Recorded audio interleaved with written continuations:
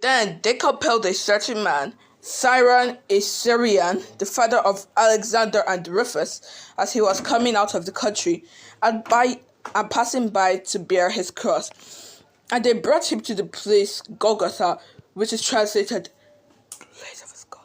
Then they gave him wine mingled with myrrh to drink, but he did not take it. And when they crucified him, they divided his garments, casting lots for them to determine what every man should take. Now it was the third hour, and they crucified him. And the description of the accusation was written above, the King of the Jews.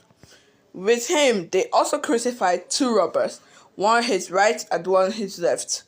The scripture was fulfilled, which says, and he was numbered with the transgressors.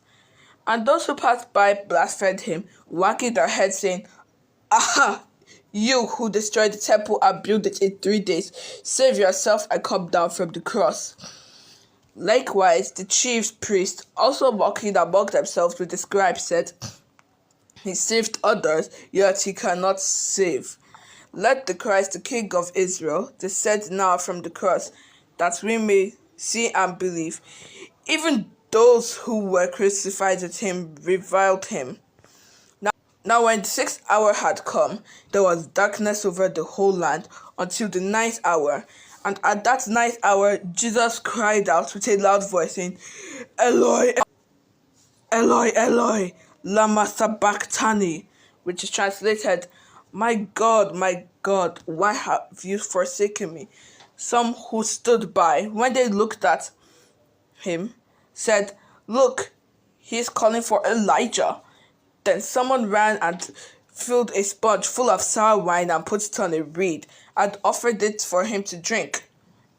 Saying, Let him alone. Let him see if Elijah will come to take him down.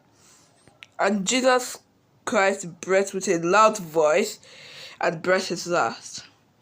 Then the veil of the temple was torn into two from top to bottom. So when the centurion who stood opposite him saw that he had cried out like this and breathed his last, he said, Truly this man was the Son of God.